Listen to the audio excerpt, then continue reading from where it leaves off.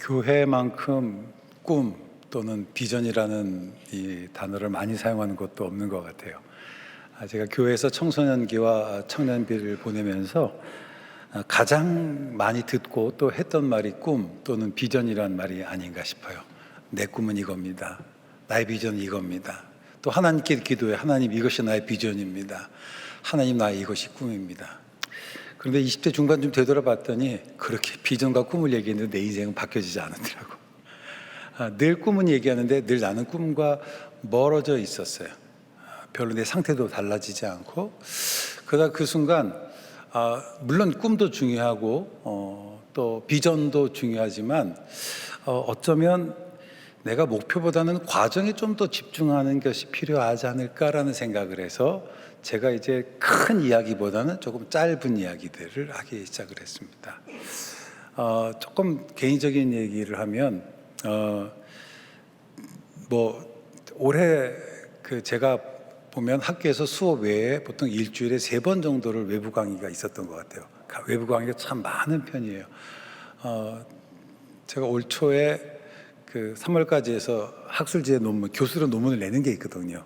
논문 3편을 내고 그리고 어제까지 해서 제가 또 하다 보면 저널에 내지는 못하면 또 그 책에 들어가는 글을 쓰는 게 있어요. 그래서 뭐 한 세 권 정도 글 마감하고 매달 빛과 소금의 월간지 글을 기고하고 굉장히 많아요, 일이. 정말 숨이 턱에 차요. 근데 제가 다 해요. 안 하는 것 같지만 다 해요. 하는 게 뭐냐면 20대 중반에 제가 했던 게 뭐냐면 데드라인을 정하기 시작했어요. 근데 이 대한민국 사람만의 그런 독특한 정서가 있지 않나요? 여러분 꼭 데드라인만 되면, 그렇죠? 과제 제출 날만 되면 성령께서 돌발적으로 역사해 주셔서 아이디어도 떠오르고 에너지도 내고 그런 것들을 기억을 하게 됩니다.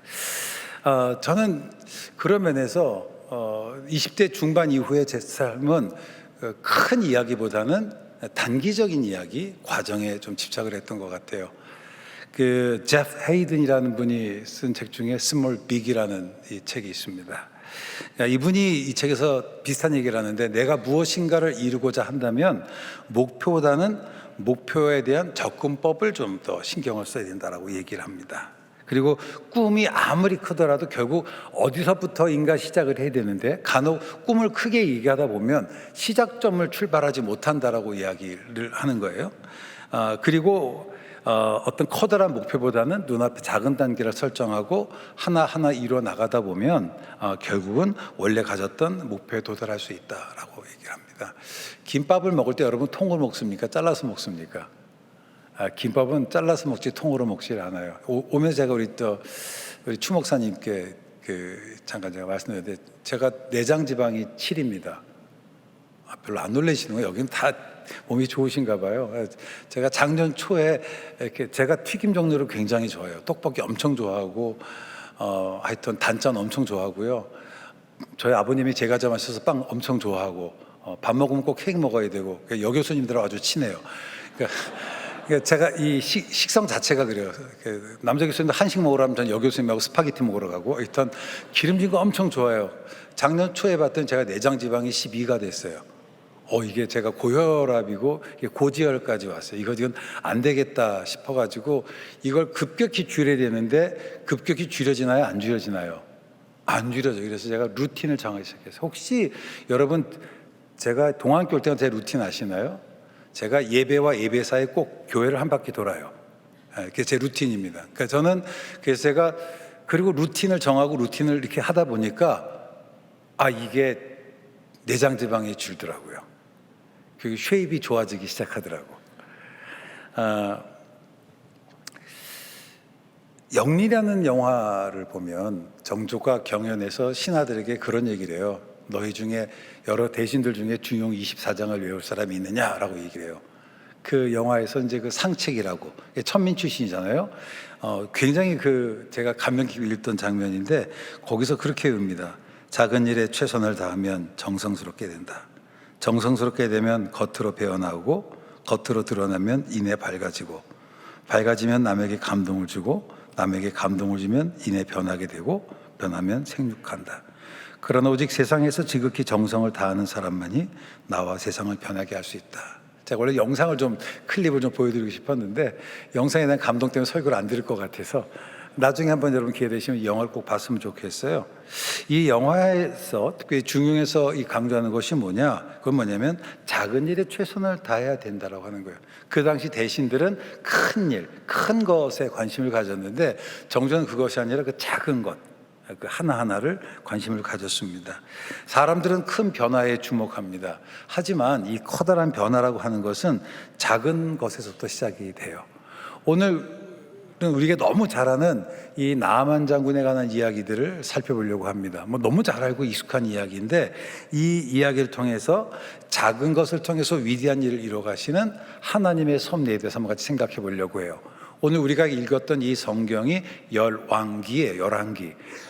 구약 성경을 보면 역사서가 있어요. 역사에 대한 기록들. 혹시 뭐 있는지 아시면 추 목사님께서 커피를 사실 텐데 한번 알아맞혀 보시겠어요? 구약성에 나오는 역사에 대한 기록. 열왕기가 있고, 네? 고마워요. 추 목사님 너무 좋아하시나 보다. 알면서도 일부러 얘기 안 하는 것 같아요. 역대기가 있어요. 사무엘서도 사실은 거기에 속하긴 하지만, 그런데 열왕기와 역대기가 이스라엘의 왕조에 대한 기록입니다. 그런데 조금 보면 열왕기와 역대기가 좀 차이가 있어요. 이 열왕기라고 하는 이 말의 제목은 히브리어로 멀리킴이에요. 근데 이게 뭐냐면 왕들이란 뜻입니다. 그래서 영어 성경은 이 히브리 제목을 따라서 열왕기를 킹스라고 그래요. 킹스, 왕들에 대한 기록입니다. 그런데 우리는 이 열왕기를 역사서로 분류를 하는데 유대인들은 열왕기를 조금 다르게 분류를 해요. 유대인들은 열왕기를 뭐로 분류하냐면 이걸 전기 예언서라고 분류해요. 그러니까 이스라엘의 왕들의 역사인데 이거를 역사에 관한 이야기를 보지 않고 예언에 관한 이야기라고 하는 겁니다. 자, 그것은 뭐냐면 열왕기나 역대기나 이스라엘 백성들이 바벨론에서 포로로 귀환한 이후에 쓰여졌는데 열왕기와 역대기가 쓰여진 시기가 좀 달라요. 열왕기는 뭐냐면 포로 귀환하자마자 쓰여졌고요. 역대기는 그보다 100년 정도 지난 다음에 쓰여져요. 그러다 보니까 이 역사라고 하는 것이 결국은 관점이 들어가잖아요. 네, 관점이 들어가는데 열왕기를 썼던 사람의 관점은 뭐냐? 이 이스라엘 백성들의 역사를 하나님과 관계 속에서 언약이라는 관점에서 바라보기 시작합니다. 그래서 유대 민족이 멸망당한 후에 바벨론에 귀환한 이후에 자기 역사를 되돌아보면서 왜 우리가 망하게 되었지? 도대체 문제가 무엇이지? 이 질문을 던지기 시작하면서 자기의 역사를, 그리고 자기들이 멸망했던 이유가 뭘까? 우리가 하나님의 율법에 순종하지 못했구나. 그래서 열왕기와 역대기를 보면요, 똑같은 왕에 대한 기록인데 역대기는 왕의 실수가 기록이 안 돼요. 왜냐하면 역대기는 조금 관점이 달라. 이미 자기 반성을 다 한 다음에는 뭐가 필요해요? 정통성이 필요한 거야. 근데 열왕기는 조금 달라요. 자기 반성의 시기예요. 그래서 이 자기 반성, 그래서 이스라엘의 왕들을 평가할 때 어떻게 평가하느냐? 하나님과 어떤 관계를 맺었느냐에 따라 평가해서 열왕기를 보통 어떤 사람들은, 많은 학자들이 신명기적 사관이라고 얘기해요. 즉 신명기적인 어떤 관점에서 기록된 책이라고 얘기를 합니다. 반면에 역대기는 앞에서 얘기했던 것처럼 시점이 좀 다르고, 이들의 과제는 뭐냐면 우리가 어떻게 새로운 공동체를 건설할 수 있을까? 우리가 건설하라는 어떤 나라일까? 그러다 보면은 자부심이 중요한 거예요. 자부심. 그래서 자부심을 심어주는 그런 관점으로. 그래서 왕들의 실수보다는 왕들이 했던 올바른 일들을 좀 기록하는 쪽으로 관점이 다르거라고 하는 거예요. 그래서 저는 열왕기는 뭐냐? 일종의 반성의 역사고 역대기는 본보기의 역사라고 하는 겁니다. 자, 그런데 이스라엘 백성들이 지금 열왕기가 반성의 역사잖아요. 이 반성의 역사하면 결국 뭐냐면 이스라엘 백성이나 또는 이스라엘의 왕이나 이스라엘의 지도자의 반성에 관한 이야기가 들어가야 되잖아요. 근데 오늘 우리가 읽었던 이 나만 장군의 이야기는 이스라엘 사람들과는 하등에 상관없는 거예요. 오히려 아람이라고 하는 그 당시에 훨씬 강력했던 나라의 장수가 정말 아주 작고 작은 이스라엘에 와서, 그렇죠? 유다 나라에 와서 하나님 말씀에 순종했더니 고침받더라는 이 얘기를 기록을 하는 거예요. 이거는 사실은 열왕기의 맥락에 보면 전혀 안 들어가도 열왕기를 설명하는데 하등의 그 문제가 없는, 근데 열왕기 기자는 왜 이 사건을 기록했을까라고 하는 거예요. 오늘 이런 특징들, 관점을 가지고 오늘 나만 장군 이야기를 같이 한번 좀 생각해 보려고 합니다. 자, 아람에 나만이라는 사람이 있었어요. 그는 큰 용사라고 합니다. 근데 그 사람에게 문제가 있었어요. 그 문제가 뭡니까? 문둥병자였어요. 뭐 제가 간단히 설명해요. 그런데 어느 날 이스라엘에 잡혀온 포로가 하나 있었습니다. 근데 여종이 자기의 주인이 문둥병 걸렸다는 사실을 알고 그 부인에게 얘기하는 거죠. 뭐라고 얘기합니까? 아, 우리나라에 엘리사라는 선지자가 있습니다. 이 선지자한테 가면 고침을 받을 수 있습니다. 그리고 이 이야기를 듣고 아내가 남편에게 얘기하고 남편이 왕에게 이야기하는 거예요. 이게 아무것도 아닌 것 같은데 여러분, 이 사건이 말도 안 되는 사건이에요. 우리 전에 한 번 더 기억나요. 박근혜 전 대통령이 런던에 갔을 때 변기까지 가져갔다고 그러더라고. 이게 그 소위 지도자의 건강 상태는 이게 국가 기밀이에요. 그렇겠죠. 그런데 지금 나만이라고 하는 아람의 군대 장관의 지금 비밀을 알고 있는 거잖아요. 그것도 적성 국가에서 왔던 여자아이가. 그러면 그 사실을 들었을 때 나타나는 첫 번째 반응은 뭘까? 죽이는 거 아닐까요? 비밀 유지가 더 중요하지 않을까요? 근데 또 신기한 건 이 여종이 배꼽이 배 밖으로 나왔어. 간이 부어가지고 주인한테 그 얘기를 해요. 근데 그 얘기를 듣고 부인이 남편에게 하고 남편이 지금 누구에게 얘기하는 거예요? 왕에게 얘기하는 거예요. 여러분 주변에 이런저런 얘기 듣지만 다 여러분 직장 상사나 부모님이나 어른들이나 아니면 교수님들은 다 얘기하지 않잖아요. 뭔가 이게 좀 뭔가 좀 그래도 좀 그런 사람들이 얘기해 말을 하는 거지 다 얘기하지 않거든. 근데 저 이 나만 사건을 보면 하나하나 다 이해 안 되는 점들이 너무 많습니다. 어쨌든 본문은 그거예요. 나만이 엘리사의 말을 듣고 요단에 들어갔고 고침을 받았다, 이 얘기입니다. 자, 이 사건에서 이제 제가 다시 앞으로 돌아가면 공부 좀 할게요. 우리가 가졌던 질문이면 왜 이스라엘 백성들이 망했느냐는 것이 열왕기의 근본적인 질문이었잖아요. 자, 왜 이스라엘 백성들이 망했느냐라고 하는데 갑자기 왜 나만이라는 이 사건을 열왕기에 포함시켰냐라고 하는 겁니다. 단지 나만이 나왔다, 하나님께서 기적을 행해 주셨다, 그것만 가지고 여기에 꼭 들어갈 이유가 있었을까? 그 외에도 했던 기적이 얼마나 많아요. 나만 이야기는 안 들어도 저는 상관없는 거라고. 그런데 왜 그랬을까? 넌 이걸 이해하려면 저는 열왕기라는 전체 구조 속에서 이 사건이 갖는 전 굉장히 중요한 의미가 있다고 생각해요. 이방인이 고침받은 이 사건이, 그것은 뭐냐면 큰 것과 작은 것의 대비예요. 이 큰 것과 작은 것의 대비는 이 열왕기를 이해하는 굉장히 중요한 해석학적 열쇠입니다. 자, 1절은 나아만을 이렇게 소개합니다. 아람 왕의 군대 장관 나아만은 주인 앞에서 크고 존귀한 자니. 지금 나아만을 뭐라고 소개해요? 큰 자로 소개해요. 크고 존귀한 자니 여호와께서 전에 그에게 아람을 권하겠으니 그는 큰 용사라. 그래서 크다는 말이 강조돼요. 큰 용사다. 나아만은 아람의 장군이었습니다. 사실은 아람이 다윗 왕 때만 해도 이게 이스라엘의 조공을 바치는 작은 나라였어요. 그런데 분열왕국 이후에 굉장히 나라가 부강해졌고 우리가 읽었던 것처럼 아람 왕의 편지 하나로 오히려 유다 왕이 두려워 떨 정도로 부강했던 그런 나라였습니다. 근데 당시 강력한 그 국가였던 아람에 나만이라는 사람이 있었는데 그 사람 보면 뭐라고 얘기하냐? 크고 존귀한 자다. 큰 용사라고 얘기합니다. 근데 그게 문제가 있었어요. 문제가 뭡니까? 문둥병에 걸렸던 거예요. 그런데 본문 2절은 바로 이어서 이 큰 용사 다음에 어린 소녀를 등장시켜요. 보세요. 전에 아람 사람이 떼를 지어 나가서 이스라엘 땅에서 어린 소녀 하나를 사로잡음에 그가 나만 아내에게 수종을 들더니 여기서 어린 소녀라는 말을 보내요. 그냥 소녀 하나를, 아니 여자 하나를 이래도 되죠. 근데 어리다는 말을 강조를 했어요. 어리다는 말. 이 어리다는 말은 1절에 큰, 이것과 대비되는 표현이라고 하는 겁니다.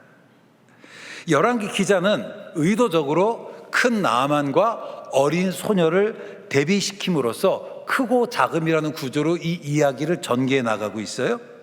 이 이스라엘에 잡혔던 이 여종은, 어린 소녀는 나만 장군이 문둥병에 걸린 것을 알고 나만 장군의 아내에게 엘리사 얘기를 합니다. 그리고 그 아내가 우리가 아는 것처럼 그 이야기를 듣고 남편에게 전하고 남편은 왕에게 전하고, 그리고 왕은 은 20달란트와 금 600개 그리고 의복 10벌을 가지고 가라고 해요. 이건 이스라엘 왕에게 호의를 보내고자 함이었습니다. 그런데 6절과 7절에 보면 이스라엘 왕이 이 아람 왕의 편지 받고 벌벌 떠는 내용이 나와요. 이스라엘 왕에게 그 글을 전하니 일러스되 내가 내 신하 나아만을 당신에게 보내오니 이 글이 당신에게 이르거든 당신은 그의 나병을 고쳐주소서 하였더라. 이스라엘 왕이 그 글을 읽고 자기 옷을 찢으며 이르되 내가 사람을 죽이고 살리는 하나님이냐? 그가 어찌하여 사람을 내게로 보내 그의 나병을 고치라 하느냐?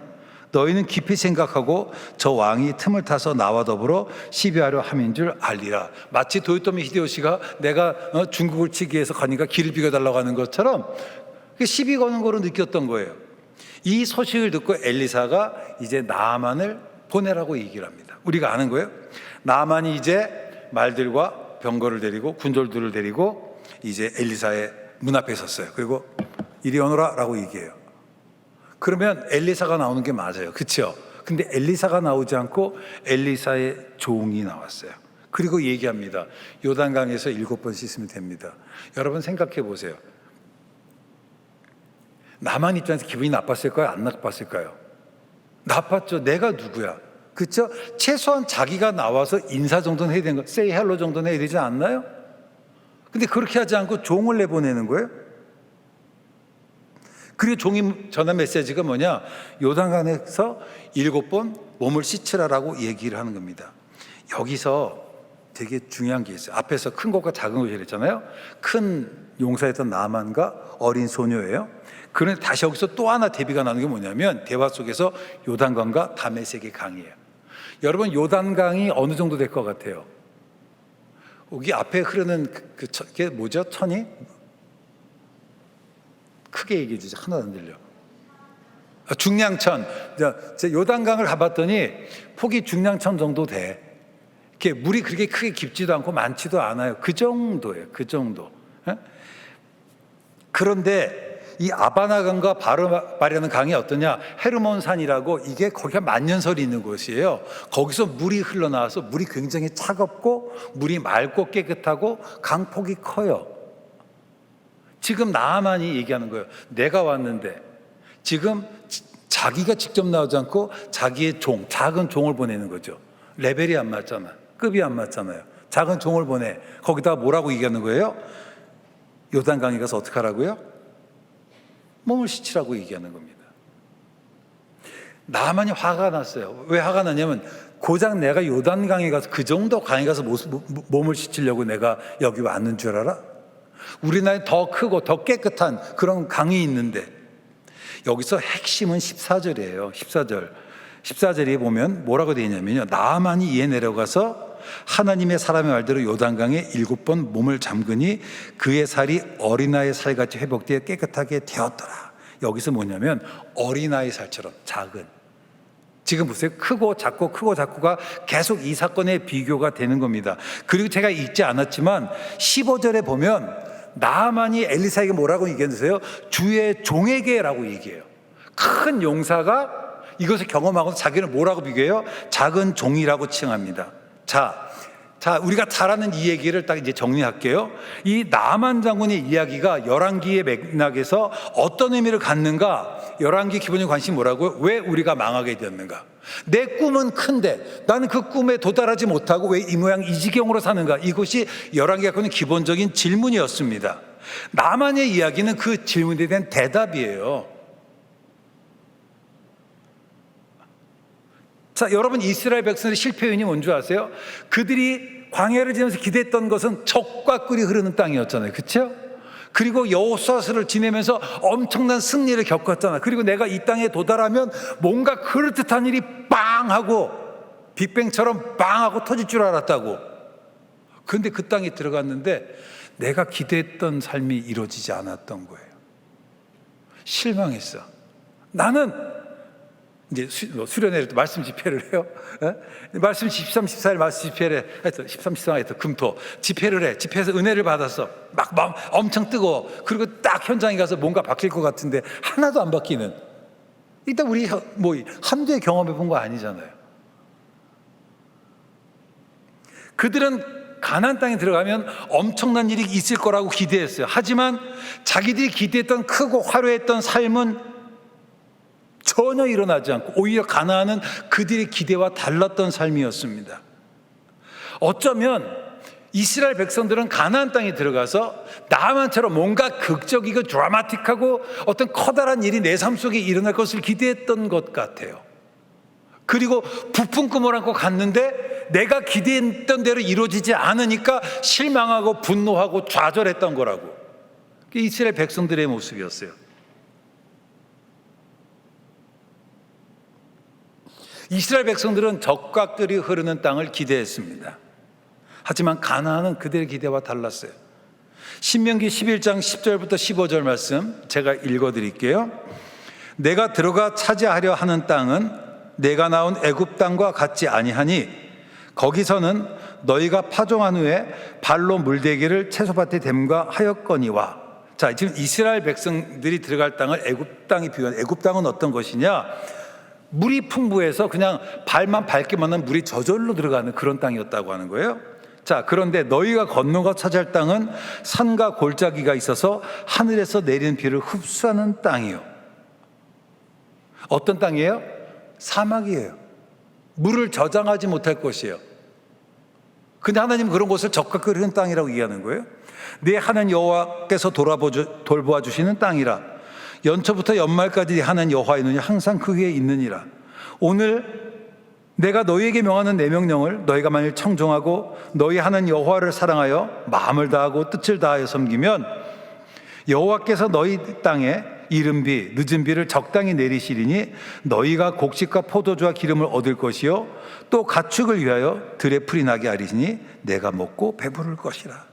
여러분, 그들은 적과 끓이는 땅을 기대하고 갔는데 이 성경이 얘기하는 그 가나안 땅, 신명기에 있던 가나안 땅 어떤 땅이냐? 산과 골짜기의 땅이었어요. 비를 저장하지 못할 땅이었습니다. 그런데 성경은 그 땅을 적과 꿀이 흐르는 땅이라고 묘사를 했어요. 도대체 왜 그랬을까? 이 성경이 읽었던 신명기에 보면 그 땅이 비록 척박한 땅이지만 어떤 곳이에요? 하나님께서 권고하시는 곳이에요. 하나님께서 돌봐하시는 곳입니다. 그래서 하나님께서 그들과 함께 하시기 때문에 그들이 하나님의 말씀에 순종하기만 하면 하나님께서 이른 비와 늦은 비를 적절하게 부어주셔서 그들의 삶이 풍요롭게 된다는 것이 메시지의 핵심이라고 하는 거예요. 이스라엘 백성들은 가나안에서 기적을 원했습니다. 하지만 하나님은 이스라엘 백성들에게 그들 자신이 기적임을 알기를 원하셨던 거예요. 이게 핵심이에요. 이스라엘 백성들은 내 삶에서 기적이 일어나기를 원했어요. 눈앞에 벌어지기를 원했어요. 선포했어요. 하지만 하루하루를 살아가지만 내 앞에 기적이 일어나지를 않았거든. 근데 하나님은 이걸 통해서 얘기하는 거예요. 너희가 기적이라고. 그 너희가 믿음을 갖고 한 걸음 한 걸음, 오늘 찬양처럼 한 걸음을 말씀대로 살아나가면 너희들의 삶이 달라질 수 있다고. 이게 가나안 땅의 핵심적인 메시지였다라고 하는 겁니다.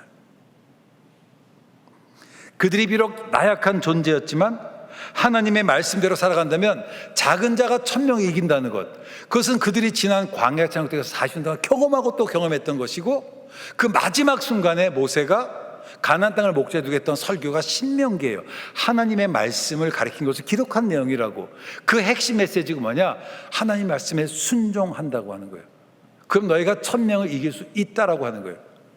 우리가 매주 모여서 예배를 드리고 세 모임을 가요. 세 모임 가면 우리는 늘 비전을 나누지 않나요? 늘 우리의 꿈을 나누지 않나요? 근데 1년이 지나고 2년 지나고 3년이 지나도 내 삶이 별다른 변화가 없단 말이야. 그것 때문에 낙심되기도 하고 좌절하기도 하고 그래요. 여러분, 내가 기적입니다. 우리 자신이 기적이에요. 하나님께 그걸 우리에게 알려주기를 원하셨습니다. 여호수아서 앞에 등장하는 게 신명기입니다. 하나님의 말씀대로 살아갈 때 그들이 어떤 삶을 살게 될지를 말씀해. 그게 핵심인 거라고. 핵심. 그들의 루틴이 중요했던 거예요. 루틴. 그런데 이스라엘 백성은 루틴보다는 결과만 봤던 거죠. 그리고 그들이 해야 될 루틴을 안 한 거예요. 어느 날 갑자기 내장지방 12에서 7로 줄어들지는 않잖아. 그렇죠? 루틴, 영적인 루틴, 이게 중요한 거라고. 여러분, 앞에서 열왕기는 신명기적 사관으로 기록되었다라고 말씀을 드렸습니다. 하나님의 말씀에 순종하는 것이 인생의 성패의 그 가장 기본적인 기준점을 알려주기 위해서 이스라엘 역사를 재구성한 게 열왕기라고 하는 거예요. 그 열왕기를 기록하면서 지금 열왕기 기자가 전혀 생뚱맞게 남한정의 얘기를 기록했던 이유가 무엇일까? 여러분, 스가랴서는요, 포로기한 이후에 성전을 재건하던 시기에 기록된 책이에요. 스가랴는 학개와 같은 시대에 활동했던 선지자로 이스라엘 백성들이 하나님의 관점으로 자기의 삶을 볼 수 있도록 노력을 기울였습니다. 저는 그래서 어쩌면 학개나 또 스가랴서도 일종의 신명기적 관점과 저는 연결된다라고 생각을 합니다. 스가랴는 뭐라고 얘기했냐? 하나님께서 이스라엘 백성의 땅을 드셨고 또 이스라엘 백성들이 걸어간 게 비록 좁고 협착한 길이지만 하나님의 은혜로 결국 그 목적지에 도달할 수 있을 것이다. 이게 핵심이에요. 제가 아주 좋아하는 스가랴서 4장 7절 말씀, 큰 산아 내가 무엇이냐, 내가 수르바벨 앞에서 평지가 될 것이다. 할렐루야. 인생에 많은 어려움들이 있을 수 있었어요. 내 앞에 큰 산과 높은 한 장벽이 있을 수 있습니다. 하지만 하나님께서 역사하신 내 앞에서 평지가 돼요. 사람들이 여기까지만 봐요. 근데 10절에 4장 10절에 무슨 말씀인 줄 아세요? 작은 일의 날이라고 멸시하는 자가 누구냐 이거예요. 우리는 늘 큰 산만 봐요. 하지만 그 큰 산을 옮기기 위해서 우리에게 필요한 것이 뭐예요? 작은 일인 거예요. 작은 루틴인 거예요. 그걸 하나하나 우리가 해가는 겁니다. 성경에 보면 그런 말씀이 있죠. 너희 중에 믿음이 있으면 이 산대로 저리를 옮기라면 옮길 것이요. 여러분 믿으십니까? 안 믿으세요? 저는 진짜 극단적이에요. 제가 전에 영락기도원에서 기도를 하다가 은혜를 받았어요. 은혜를. 그때 기도원에서 이제 우이동을 내려다 보면 그땐 길에 거지들이 많았거든요. 그래서 안진뱅이 한 분이 계셨는데 마침 또 그때 영락교회에 설계하시는 목사님 설교가 안진뱅이를 일으키는 내용이었어요. 오잖아 벌써 이게. 주께서 역사하시는구나. 저를 딱 쳐다보길래 배운 게 있잖아요. 은과 금은 내게 없으되 내게 있는 것을 얘기해 주더니 나사렛 예수를 걸어라 그랬어요. 걸었을까요? 안 걸었을까요? 차마 말을 못하겠구나. 안 걸었지 뭐. 얼마나 부끄러웠던지. 근데 제가 다시 한번 생각했더니 그때 그 목사님이 했던 그 다음 예화를 내가 까먹었던 거야.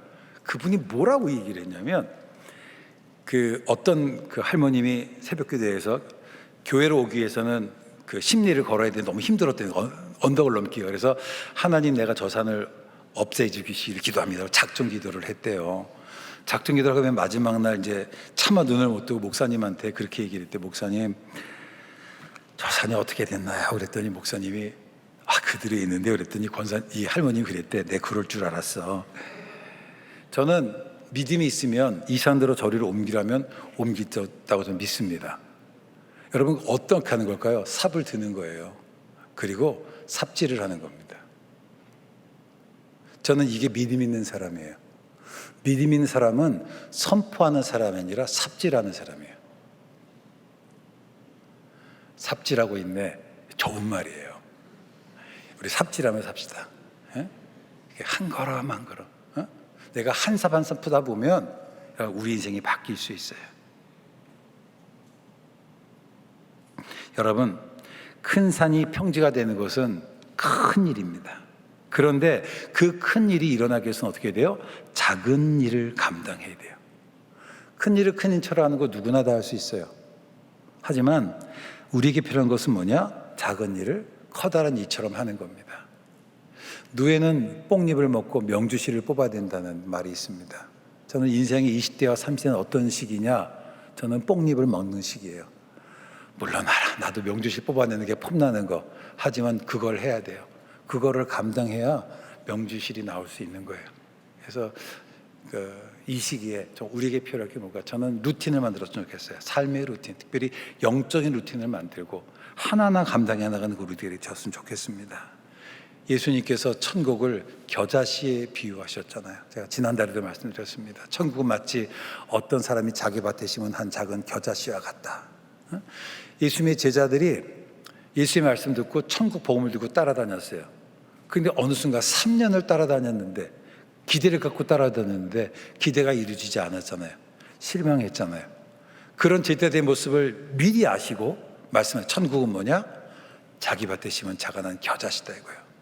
사람들은 자기가 작다는 이유 때문에 자기가 하는 일이 얼마나 가치 있고 의미 있는지를 깨닫지를 못했어요. 그런데 예수님은 뭐라고 말씀하시나요? 그 중에 내가 비록 작은 씨이지만 이 한 걸음 한 걸음이 천국의 발걸음이라고 내가 믿고 나가는 사람들, 그들을 통해서 천국이 이루어진다라고 성경은 이야기를 하고 있는 거예요. 더 놀라운 사실은 여러분, 겨자씨는 나무가 아니라 풀이라고 그랬잖아요. 하나님께서 역사하셔서 내 존재를 바꿔주셔서라도 그 일로 일어나가세요. 근데 그러기 위해서 우리가 하나님께 보여줘야 될 게 있어요. 그게 바로 뭘까요? 진정성이에요. 진정성. 그 진정성을 보여야 됩니다. 이제 말씀을 정리하려고 합니다. 어쩌면 우리가 기대하는 것, 나만처럼 크고 화려하고 드라마틱한 것일 수 있어요. 하지만 하나님 나라 법칙은 그런 게 아니에요. 작은 겨자씨와 같습니다. 어쩌면 오늘 우리가 보내는 이 시간들이 나의 모습이 겨자씨와 같을 수 있어요. 걱정하지 마세요. 그 안에 엄청난 가능성이 있습니다. 그것을 믿고 우리가 감당해야 될 그 루틴들을, 영적인 루틴들을 하나하나 감당해 나갔으면 좋겠어요. 요단강에 들어가서 몸을 씻는 거 하찮게 보일 수 있어요. 정말 아무것도, 오히려 아르바강에 들어가는 게 훨씬 더 나아 보일 수 있어. 근데 그게 주께서 원하시는 게 아닌 거예요. 여러분, 신명기적 사관이라는 게 뭐라고 그래요? 언약에 대한 신실함이라고 얘기했습니다. 여러분, 신실함을 회복하십시다. 아무리 작게 보여도 한 걸음 한 걸음 믿음으로 나아가 봅시다. 이게 승리의 길인 거예요. 사람이 떡으로만 사는 것이 아니요, 여호와에서 나는 말씀으로 사는 것이다. 우리는 늘 기적을 원해요. 근데 여러분, 기적이 있으면 내 인생이 바뀌어질 것 같습니까? 아니에요. 이스라엘 백성들 광야 생활 동안 얼마나 많은 기적을 체험했어요. 바다가 갈라지고 하늘에 불이 떨어지고. 놀라운 사실은 그래도 그들의 인생이 안 바뀌었다는 거예요. 하나님께서 그 광야 40년 동안 가르쳐 주셨던 게 뭐냐? 너희가 기적이라는 거예요. 여러분이 기적입니다. 여러분, 믿음을 회복하시기를 바랍니다. 여러분, 꿈 중요하죠.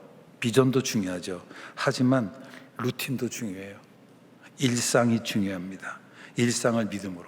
과정이 중요해. 목표를 바라보지만 과정을 구체화시키고 하나하나를 믿음으로 단계를 밟아가는 우리가 되었으면 좋겠어요. 여러분, 점이 모이면 선이 되고 선이 모이면 면이 되는 거예요. 그래서 그 작은 것들, 작은 일의 날이라고 멸시하는 자가 누구냐? 여러분, 정말 여러분, 하나님 안에서 원된 비전 갖기 주의 이름으로 축원합니다. 하지만 그 커다란 꿈은 작은 점들이 모여서 되는 거예요. 그래서 오늘 여러분들이 말씀을 통해서, 또 셀 모임을 통해서, 부서 모임을 통해서 주께서 주시는 그 도전들을 저는 매일의 루틴, 데드라인 정하시고, 매주간 내 데드라인 정하시고 그것을 만들어가는 그런 우리들이 되었으면 좋겠습니다. 우리가 이렇게 살아갈 때에 이런 하루하루가 쌓이면 메마른 땅이 옥토가 되고 사막의 강이 흐를 수 있습니다. 여러분, 그날을 기대하면서 우리가 믿음으로 살아갔으면 좋겠어요.